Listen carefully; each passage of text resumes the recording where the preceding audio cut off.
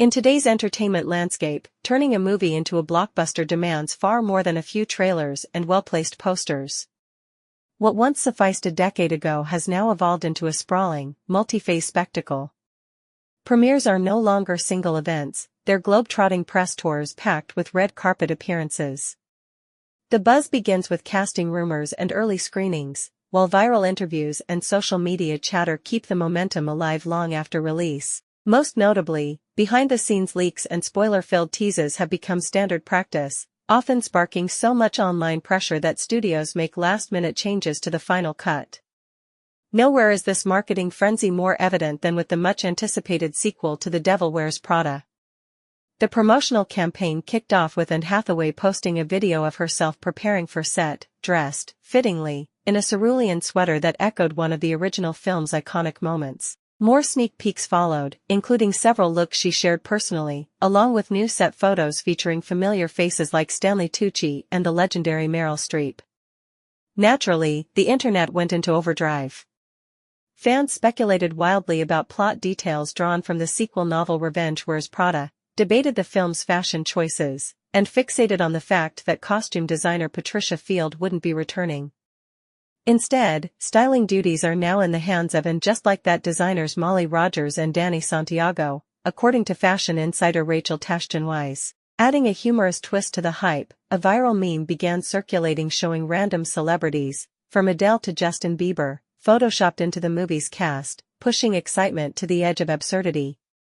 But that parody may hold a grain of truth. With all these previews and speculations flooding the internet, is the magic of the film itself getting lost before it even hits theaters? While spoilers, especially related to costumes, may seem like a surface-level concern, they actually point to a deeper issue, the shift from teasing to provocation. What used to be promotional sneak peeks have become deliberate triggers for online outrage. Case in point, the internet frenzy to identify the new costume designers. Even before official confirmation, Molly Rogers and Danny Santiago are already under fire, drawing criticism and debate based on speculation alone. Though it's unclear who styled which character, fashion blogs and major outlets like Vogue and Harper's Bazaar are already publishing in-depth rundowns of looks spotted on set, complete with close-up analyses of fabrics, colors, and accessories. This flood of early commentary quickly turned sour. Some fans claim certain characters wouldn't wear specific pieces, others nitpick hairstyles, particularly Meryl Streep's, and the overall tone shifts from excitement to dissatisfaction. This cycle is fueled on both ends, by the production itself, with Anne Hathaway's Instagram doubling as a marketing campaign, and by the paparazzi-driven media ecosystem that thrives on clicks and controversy. In the rush to stay relevant, everyone, from fan accounts to legacy fashion magazines, is caught feeding the machine. And like any engine that runs too hot for too long, it starts to spoil the atmosphere instead of building anticipation. This trend of online backlash and premature judgment isn't confined to just one project. Recently, behind-the-scenes photos from Ryan Murphy's upcoming series about Carolyn Bessette Kennedy sparked a wave of online criticism.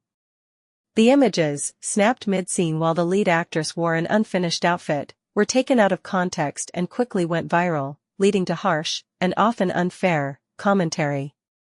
Similarly, the forthcoming Harry Potter reboot has been met with widespread negativity and personal attacks on the cast, all before a single episode has aired. Then there's the now notorious case of Disney's Snow White remake.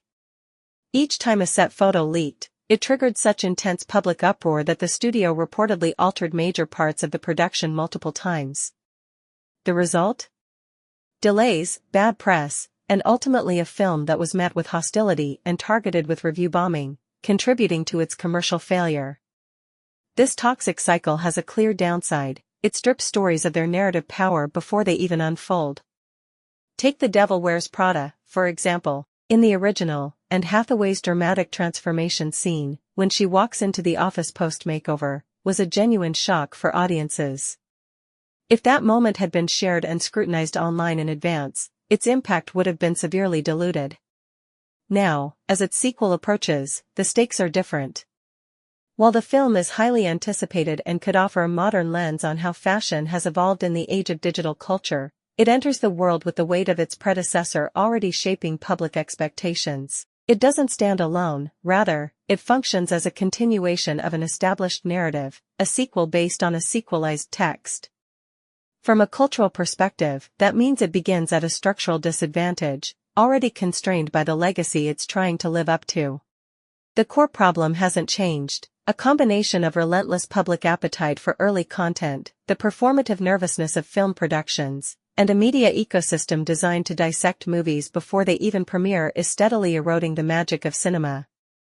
Films are no longer experienced as cohesive narratives, but as a collection of fragments, leaked images, celebrity interviews, trailers, and speculative gossip, consumed and analyzed long before we ever sit down in a theater. In the case of The Devil Wears Prada 2, the pressure is especially intense. The original film became a cultural milestone, making the sequel subject to expectations it may never be able to meet. The truth is, it's unlikely to please everyone, and it probably doesn't stand a chance of satisfying the nostalgic standards it's being measured against. When the first film premiered in 2006, we experienced it with fresh eyes, not as critics or content curators, but simply as viewers. There were no viral breakdowns of costume choices, no social media echo chambers anticipating plot twists. We watched the film as it was. Today, the sequel arrives under entirely different conditions. It's already surrounded by an avalanche of pre-release material, official teasers, speculative fan theories, behind-the-scenes leaks, all of which shape how we'll interpret the movie before it even begins. This saturation of pretext is what scholars refer to as paratext, the surrounding discourse that frames a story before its telling.